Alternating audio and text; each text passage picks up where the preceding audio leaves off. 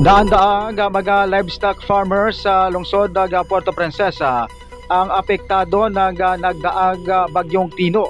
Ang kay Dr. Indira Santiago, ang City Veterinarian ng lungsod, aabot sa 361 farmers sa lungsod ang apektado ng bagyo.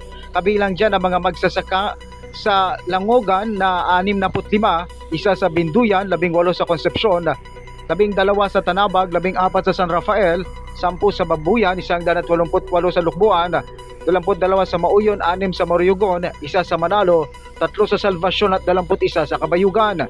Aabot naman sa ang kabuang damage sa manok sa 2,319, sa baboy naman ay 2,508, ang itik ay 408, ang baka at kalabaw ay 18, kambing na 55, siyam na pabo, 3 tupa at 1 rabbit.